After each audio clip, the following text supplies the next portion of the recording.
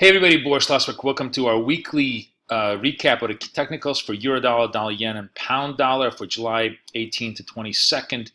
Return of risk. Well, incredibly interesting and highly disturbing week this week. Not necessarily in the financial markets, which just basically kind of mulled around and actually had a big recovery, a lot of short covering, and of course the yen was the big story in the FX market. But the end of the week was just so depressing on the geopolitical front. Both, of course, with the story in Nice and the failed coup attempt in Turkey.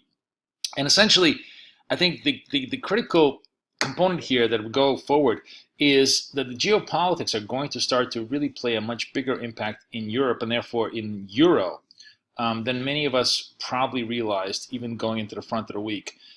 Mainly because you now have not only sort of the economic turmoil of Brexit and now the seemingly inexorable move towards some sort of a separation by UK, although we still haven't really pulled the trigger on that, and we'll talk about it in just a second. But the turmoil in Turkey, the terrible terrorist act in France, all of that I think has got to weigh on the broad general consumer sentiment across Europe. We have, all the way at the end of this week, flash PMI data out of Europe. Flash PMI data is sort of the best, the fastest, the most recent data point we ever get out of Europe. And it'll be interesting to see how well or how poorly the Europeans are doing. Now, of course, none of the most recent events have been reflected in there, but the Brexit story is going to be reflected in there. It'll be interesting to see if European business sentiment has had any kind of negative pullback because of the Brexit sentiment as well. So I just feel like the euro is just getting punched from every side, and ultimately it feels like it's going to crumble to the downside. Still hasn't. We'll talk about the technicals and how they look. This picture isn't quite determinate, yet, but the preponderance of evidence, both technically and possibly fundamentally, is now starting to tilt towards to the downside on the euro. I mean, there is a potential here for us to take out the lows of the 110. As far as yen goes, the story was amazing at the beginning of this week. We sort of had we had this massive Abenomics 3.0 move. And by the way, I think it's fascinating that the yen really moves. Dollar yen moves to the upside very much only these days on just the threat of massive monetary intervention. It's really become a war of words in the currency market in terms of trying to move the yen. It doesn't matter what the Japanese do as far as intervention, because the market simply just couldn't care less about intervention. It's only when they talk about the potential massive influx of further currency devaluation, but basically when they sort of are crossing into the final frontier, what we call helicopter money. Helicopter money is the idea where the central bank essentially deposits money directly into your bank account instead of depositing money directly into the bank's bank account. Because the way QE works is the sort of a second derivative idea. The idea is that I'll put money into the bank's account. The bank is going to have more reserves, so therefore they'll be much more willing to lend, and that's going to stimulate economic spending. That actually hasn't happened. Basically what happened is that the banks have pretty much used whatever additional reserves that the central bank has dropped into their lap to speculate, not to lend out money, not to really use it for productive economic activity, but essentially for non-productive economic activity like financial speculation. And that's essentially what QE has wound up doing for most part. It lifted financial assets, but it really hasn't improved the direct economy at all. Mainly because it's a very convoluted structure. It's basically the central banks are forced to do this only because the fiscal authorities are unwilling to spend money. The only way to really stimulate the economy from the government side is for the government to actually go out there and stimulate money. That touches the real economy on every front, and it creates a mini boomlet. So this next move, the helicopter money move, is essentially almost a cross from monetary policy to fiscal policy. And of course, the Japanese officials denied all of this. They said, no, we're never going to do this, no. But the fact that I think they're moving towards that is interesting, because that is really the final frontier. This is basically the only way that they have a chance of reflating the economy. And that had a massive impact on dollar yen. It had the biggest gain in 17 years. until the end of the week. And this is where it gets interesting. So what happens is, the story of the Turkish coup hit in the last hour of trading, and it dropped dollar yen by about 100 points. Now the coup has not, has failed, but the instability hasn't gone away.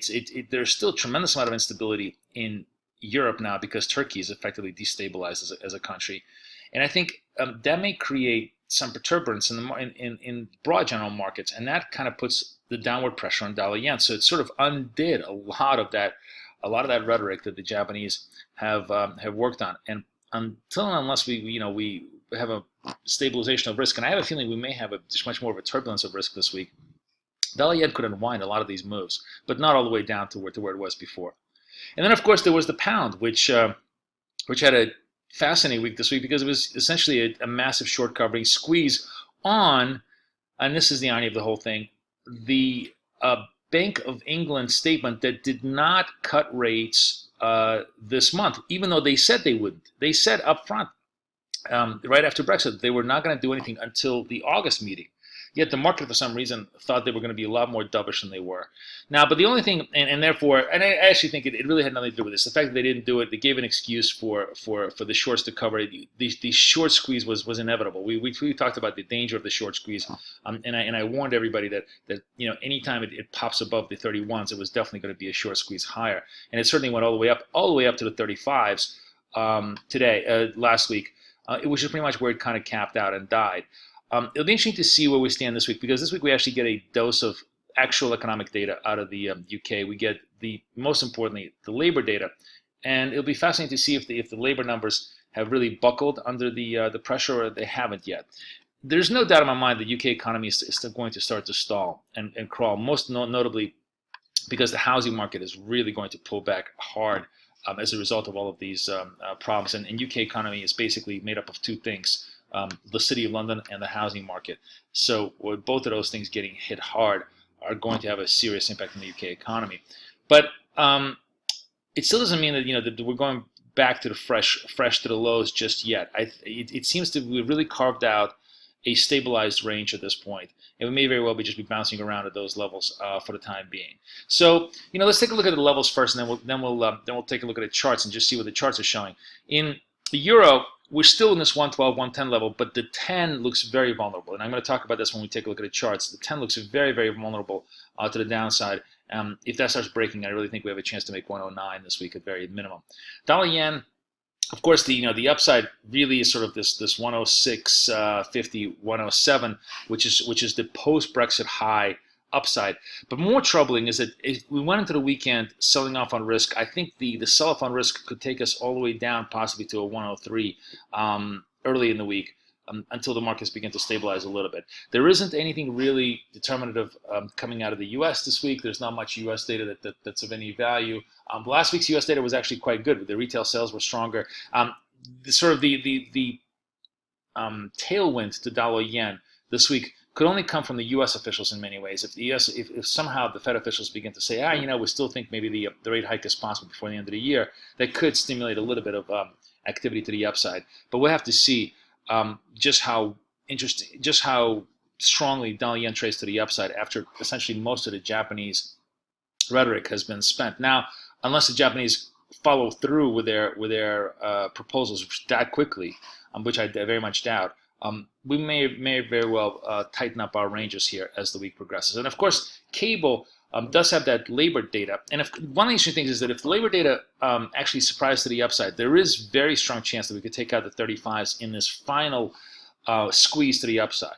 But the 35 level to me is a very key level, and we're not going to pull away from it very, very far away until and unless the market gets a much clearer view of exactly the post-Brexit reality of UK, and that's still going to take quite a while for us to sort out. So let's just take a look at the charts here for a second and see how everything shapes up. Oops, my charts are a little too big here. We got to contract them. Let's get them back into the screen so that you guys can see them properly. Okay, so here's the euro. And of course, euro got pulled down hard on the close because of the Turkish news. And I, for no moment doubt that we could pull ourselves down to 110. Now, what's interesting here is that Of course, we have the fundamental trigger here of risk aversion. But I think if you look at this technically, there's been a lot of telltale signs that we just can't get ourselves up on the euro. The failure here right above the 112 a couple of weeks ago, the failure this week to not even, we didn't even make it to 112. We failed here at 1164. And now the move back down. Now the 110 has been a very strong buy point for quite a while.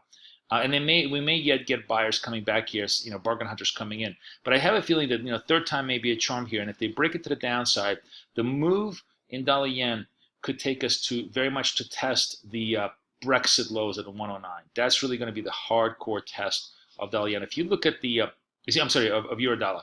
If you look at the longer term picture here, all the way from May, it's been nothing but a series of failures of highs, failed highs, failed highs, failed highs, failed highs here.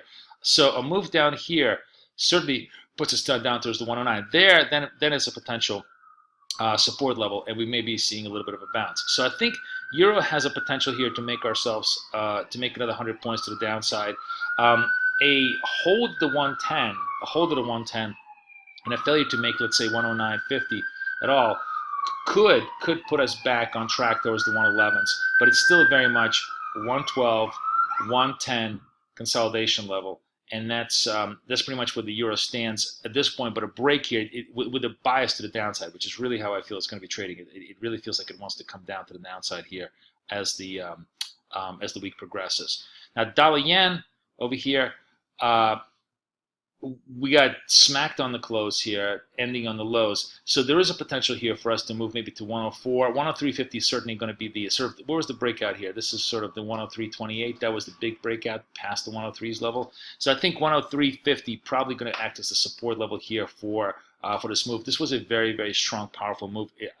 It's doubtful it's going to get unwound all the way down unless we have just some massive risk aversion flow. I mean, don't ever underestimate the volatility of dollar yen. So it's not like you can just close your eyes, buy the 103.50s and walk away. You have to be vigilant. And I think if it drops below the 103 level, you have to entertain the possibility that we could have a complete V-shaped move or a, what's the opposite of V? I guess I don't even know.